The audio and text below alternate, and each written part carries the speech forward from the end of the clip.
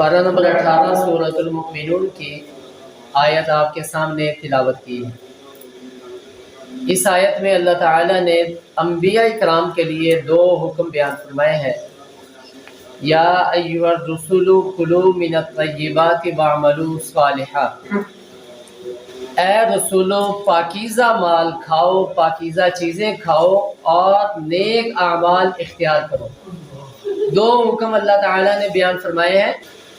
پہلا حکم ہے پاک اور حلال چیز کھانے کا، اور دوسرا حکم ہے نیک اور اچھے اعمال کرنے کا۔ تو جب تک انسان کا کھانا حلال نہیں ہوگا، جب تک انسان کی غذا حلال اور پاکیزہ نہیں ہوگی، تب تک انسان کے نیک اعمال قابل قبول نہیں ہوں گے، معتبر نہیں ہوں گے۔ رزق حلال پہلی چیز ہے، اعمال بعد کے اندر ہے۔ ایک انسان ہے اگر وہ روزہ رکھتا ہے لیکن حلال غذا نہیں ہے تو اللہ کی بارگاہ میں اس کا روزہ قبول نہیں۔ انسان نماز پڑھتا ہے لیکن رزق حلال نہیں ہے تو نماز اللہ کی بارگاہ میں قبول نہیں ہے۔ حج کر رہا ہے لیکن رزق حلال نہیں ہے تو وہ اس کا حج اللہ کی بارگاہ میں قبول نہیں ہے۔ اور اگر عمرہ ادا کر رہا ہے، رزق حلال نہیں ہے تو اس کا وہ عمرہ اللہ کی بارگاہ میں قبول نہیں ہے۔ اگر صدقہ خیرات دے رہا ہے، رزق حلال نہیں ہے تو اللہ کی بارگاہ میں اس کا وہ صدقہ خیرات قبول نہیں ہے۔ تو پہلی چیز اللہ کی بارگاہ کے اندر وہ رزق حلال ہے، اور بقایا اعمال تب قبول ہوں گے جب کھایا ہوا حلال کا ہوگا۔ اس لیے اللہ رب العالمین نے پہلے رزق حلال کو بیان فرمایا ہے کہ اے رسولوں اور پیغمبروں رزق حلال کھاؤ اور نیک اور صالح اعمال کرو۔ آپ صلی اللہ علیہ وسلم نے فرمایا طلب کسب الحلال فریضۃ بعد الفریضہ، کہ اسلامی فرائض کے بعد سب سے اہم فرض جو انسان کے ذمے ہے وہ رزق حلال کا کمانا ہے۔ لیکن ہم لوگ یہاں پہ معنی اور مطلب نہیں سمجھتے۔ حلال کمانا فرض ہے، مال کمانا فرض نہیں ہے۔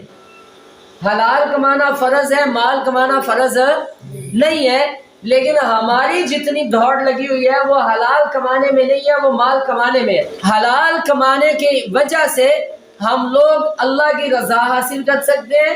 حلال کمانے کی وجہ سے ہم اپنے کاروبار کو عبادت بنا سکتے ہیں۔ حلال کمانے کی وجہ سے ہم اللہ تعالیٰ کا قرب حاصل کر سکتے ہیں، جبکہ مال کمانے کی وجہ سے ہمیں کوئی فضیلت حاصل نہیں ہو سکتی۔ مسلمان کے لیے حلال کمانے کے فضائل ہیں، مسلمان کے لیے صرف مال کمانے کے فضائل نہیں ہے۔ اگر انسان مال کمائے اور حلال اور حرام کے فرق کے بغیر کمائے تو ایسا مال انسان کے لیے وبال ہے۔ نبی کریم صلی اللہ علیہ وسلم کی حدیث مبارکہ ہے کہ اللہ تعالیٰ نے جو حکم اپنے رسولوں کو دیا ہے رزق حلال کے بارے میں، وہی حکم اللہ تعالیٰ نے تمام ایمان والوں کو دیا۔ اب انبیاء کو کیا حکم دیا؟ یا ایھا الرسول کلوا من الطیبات واعملوا صالحا، اے رسولو رزق حلال کماؤ اور نیک اور صالح اعمال کرو۔ اور دوسرے پارے کے اندر یہی حکم اللہ تعالیٰ ایمان والوں کو دے رہے ہیں۔ یا ایھا الذین آمنوا کلوا من طیبات ما رزقناکم واشکروا للہ ان کنتم ایاہ تعبدون، اے ایمان والو اللہ نے جو تمہیں رزق دیا ہے وہ پاکیزہ اور حلال رزق کھاؤ اور اللہ کا شکر ادا کرو۔ اس لیے رزق حلال کی بہت زیادہ تاکید ہے۔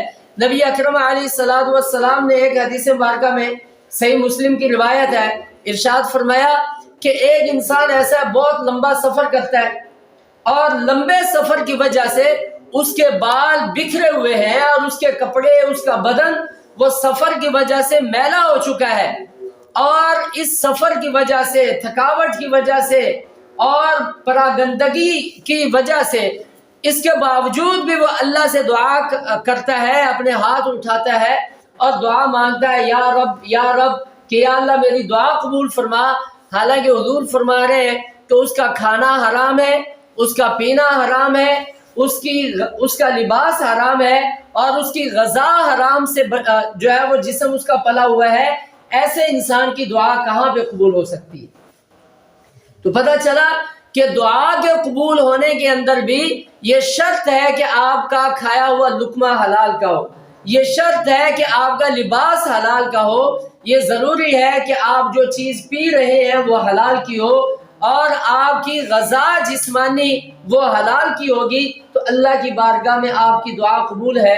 اور اگر کھانا حرام ہے، پینا حرام ہے، لباس حرام ہے اور حرام غذا سے جسم کو پالا جا رہا ہے تو پھر عبادات بھی اللہ کی بارگاہ میں قبول نہیں ہے اور دعا بھی اللہ کی بارگاہ میں قبول نہیں ہوگی۔ صحیح بخاری شریف کی روایت ہے، نبی کریم صلی اللہ علیہ وسلم نے فرمایا کہ ایک زمانہ لوگوں کا ایسا آئے گا کہ اس دور کے اندر انسان جو مال جمع کرے گا اس میں کوئی لحاظ نہیں رکھے گا کہ یہ حلال آ رہا ہے یا حرام آ رہا ہے، صرف مال جمع کرنے کی ہرس ہوگی، حلال اور حرام کے فرق کے بغیر، حلال اور حرام کی تمیز کے بغیر، صرف مال برائے مال جمع کرنا ہے، حلال اور حرام کا فرق مٹا دیا جائے گا۔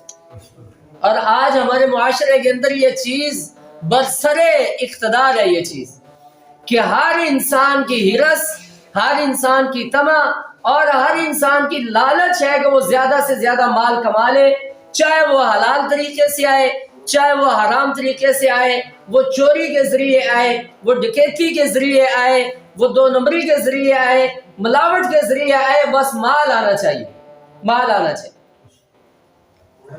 ایک حدیث مبارکہ میں نبی کریم صلی اللہ علیہ وسلم نے فرمایا کہ اللہ تعالیٰ کے یہاں سب سے بہترین انسان کا وہ لقمہ ہے، پسندیدہ وہ کھانا ہے جو انسان اپنے ہاتھ سے کما کے کھاتا ہے۔ اپنے ہاتھ کی کمائی اللہ تعالیٰ کی بارگاہ میں سب سے محبوب عمل ہے، سب سے پسندیدہ عمل ہے، سب سے پسندیدہ عمل۔ اور جتنے انبیاء اکرام گزرے ہیں ان انبیاء اکرام کو اگر دیکھ لیا جائے تو وہ انبیاء اکرام سارے کے سارے اپنے ہاتھ کی کمائی کھانے والے تھے، رزق حلال کمانے والے تھے۔ حضرت آدم علیہ السلام کے بارے میں آتا ہے کہ حضرت آدم علیہ السلام کا جو پیشہ تھا وہ کھیتی باڑی تھی۔ حضرت ابراہیم علیہ السلام کا پیشہ بھی کھیتی باڑی تھی۔ حضرت لوط علیہ السلام بھی کھیتی باڑی کرتے تھے۔ حضرت داؤد علیہ السلام حالانکہ بہت بڑے بادشاہ تھے، ان کے بیٹے حضرت سلیمان علیہ السلام بھی بادشاہ تھے۔ بادشاہ ہونے کے باوجود حضرت داؤد علیہ السلام کی عادت تھی کہ یہ مجمع میں نکل جاتے عوام میں، عام لباس پہن کے، پتہ نہیں چلتا تھا کہ یہ داؤد ہے، یہ ہمارے بادشاہ ہے، پیغمبر ہے یا کوئی اور انسان ہے۔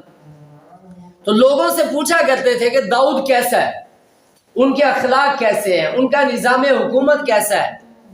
تو اللہ رب العالمین نے ایک دن ایک فرشتے کو انسانی شکل میں بھیج دیا اور وہ فرشتے سے ملاقات ہو گئی۔ تو حضرت داؤد علیہ السلام نے اس سے پوچھا کہ داؤد کیسا انسان ہے؟ تو وہ فرشتے کہنے لگے کہ بھی بہت اچھے ہیں، اللہ کے نیک بندے ہیں، لیکن وہ کہیں اپنے ہاتھ کی کمائی کا اگر کھائیں تو اللہ کو بہت زیادہ محبوب اور پسندیدہ بن جائے۔ تو اس دن کے بعد حضرت داؤد علیہ السلام نے زیرہ بنانی شروع کر دی، زیرہ بنایا کرتے تھے اور بادشاہ ہونے کے باوجود، نبی ہونے کے باوجود لوہے کا کام کرتے، زیرہ بناتے اور بازار میں جا کے فروخت کرتے اور اپنے تعلق والوں بنی اسرائیل جو تھے ان کے اخراجات پورے کیا کرتے تھے۔ حضرت سلیمان علیہ السلام بہت بڑے بادشاہ گزرے اور اتنے بڑے بادشاہ کہ جنات اور ہوائیں اور بادل اور سمندر ان کے تابع ہوتے تھے، پرندے ان کے احکامات کے تابع ہوتے تھے۔ لیکن روایات میں آتا ہے کہ حضرت سلیمان علیہ السلام کی جو روزمرہ زندگی کے معمولات تھے ان میں رزق حلال کمانا تھا، اور وہ کیا تھا، اپنے ہاتھ سے ٹوکریاں بنا کے حضرت سلیمان علیہ السلام بیچا کرتے تھے، ٹوکریاں بناتے اور بیچا کرتے تھے بازار کے اندر، اور اس کے ذریعے اپنے گھر کے اخراجات چلایا کرتے تھے۔ حضرت نوح علیہ السلام لکڑی کا کام کیا کرتے تھے۔ تو جتنے انبیاء کرام ہیں اگر ان کو دیکھ لیا جائے تو وہ کسی نہ کسی شعبے کے ساتھ منسلک تھے، کس لیے؟ تاکہ رزق حلال کمایا جائے، اور رزق حلال کے فضائل قرآن و سنت میں بہت زیادہ بیان کیے گئے ہیں۔ نبی کریم علیہ السلام نے ایک موقع میں فرمایا کہ کوئی نبی، کوئی پیغمبر ایسا نہیں ہے کہ جس نے بکریاں نہ چرائی ہوں۔ صحابہ کرام نے عرض کیا حضور آپ نے بھی؟ حضور پاک صلی اللہ علیہ وسلم نے فرمایا ہاں میں نے بھی۔ اعلان نبوت سے پہلے حضور پاک صلی اللہ علیہ وسلم بھی مکہ مکرمہ کے اندر لوگوں کی بکریاں چرایا کرتے تھے اور ماہانہ ان بکریوں کی اجرت لیا کرتے تھے۔ آج ہم لوگ اپنے معاشرے کے اندر بکری چرانے والے کی جو اہمیت ہے وہ کیا سمجھتے ہیں، کیا سمجھتے ہیں؟ لیکن امام الانبیاء صلی اللہ علیہ وسلم نے اس شعبے کو برا محسوس نہیں کیا۔ کیوں؟ اس لیے کہ رزق حلال کا ذریعہ ہے۔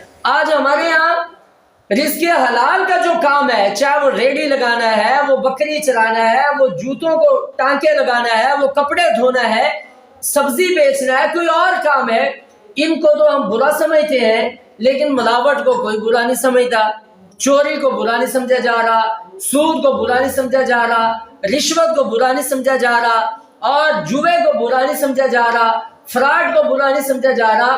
جو رزق حلال کے ذرائع اللہ تعالیٰ نے دیے تھے اور جو انبیاء کرام سے ہمیں ملے ہیں، وہ تو ہمارے لیے معیوب ہو گئے، اور وہ تو ہم نے خاندانی مسئلہ بنا لیا کہ ہم خاندانی لوگ ہیں، ہم بکریاں چرا کے رزق حلال کمائیں۔